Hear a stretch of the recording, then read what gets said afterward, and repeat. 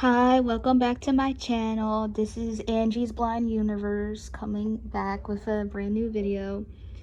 I think the last time I did a story time was about a year ago, and I had my actual name completely on there as my channel name, but the more subscribers I gained, the more I realized not the best idea. Anyways, I want to apologize in advance for any of the background noise that you might be hearing.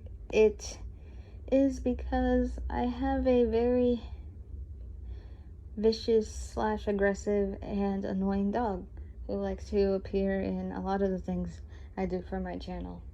He's very vocal and very opinionated, I guess. But anyways, today's video is not going to be about my dog. Today's story time is called The Time That I Went Upside Down and why I don't go on upside down rides. That was for some reason difficult. Anyway, so let's get started.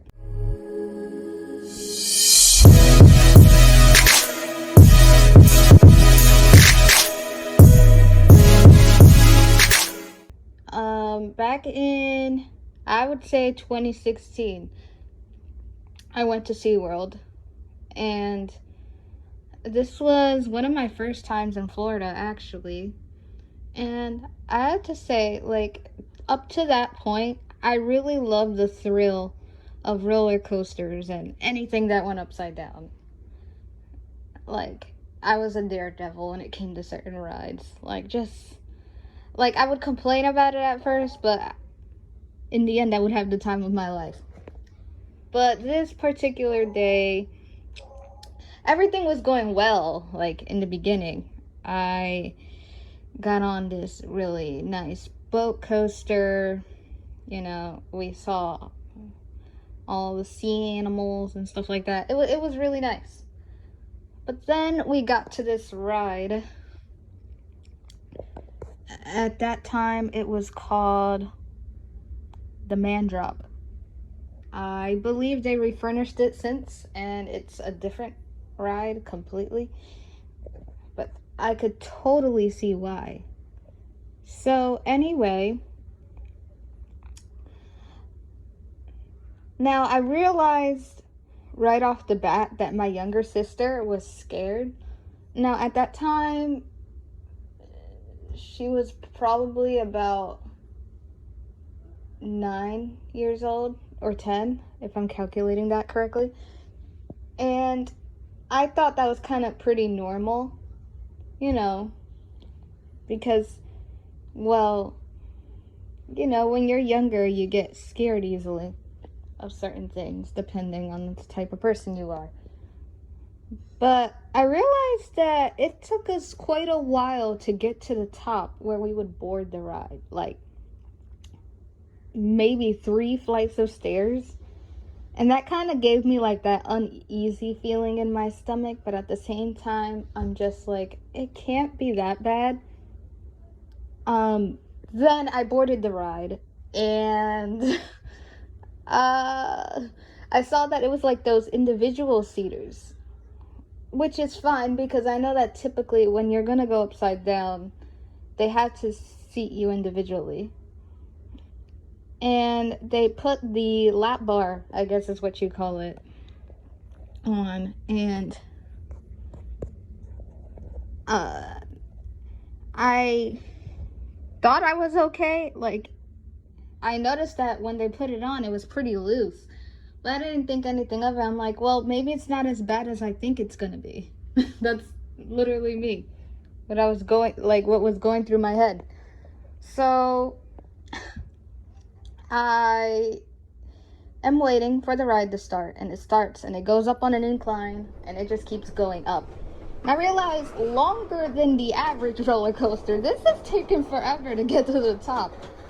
So I'm trying not to panic at this point, and we finally get to the top, and I notice that the ride kind of seems tilted a bit, and I'm like, no, like, I don't like this. And at this point, now I'm starting to panic, because I realize how loose the bar is. And I realized we're gonna have to get down somehow. And I know it's not gonna be an easy drop. There's just no way that's gonna be an easy drop. So, all of a sudden the ride is and I'm upside down. And I hear my safety ball clicking. So I'm like, this thing is trying to come off me. So like I'm panicking and I'm grabbing onto the top of the thing, you know, the sides really tightly, because I know if I grab onto the bar really tightly, it'll just come off and I can go flying off.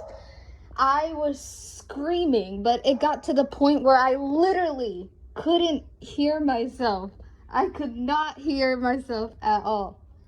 Like, my breath was taken away. Like, I was just in such a huge state of shock. It was unbelievable.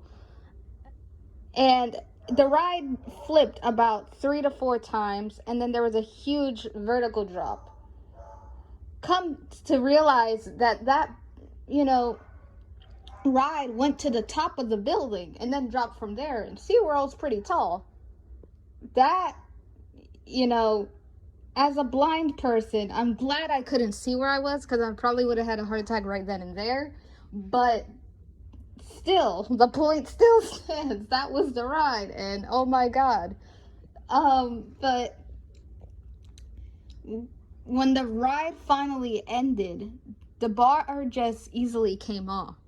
So I was just like so grateful that that bar didn't come completely off while we were in the middle of the ride, because, well, yeah, I could have died. But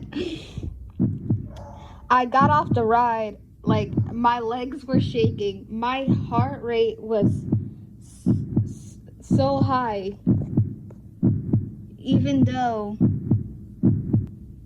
I knew, like, that the ride was over. Like, I could feel my heartbeat in my ears. I couldn't even speak. Like, I was just lost in space for about 10 minutes. And so because of that, having that experience, not knowing how high the ride went, knowing that I could have possibly died, I refuse to go on any upside down ride again. I'll still do roller coasters, just as long as they don't go upside down. So yeah, that's the story of why I don't go on upside down rides anymore. Like this video and subscribe if you haven't already, or comment if you want to hear more content like this, and switch your notifications to all so that you can get all my latest videos. And thanks for listening. His heart is cold, his lungs are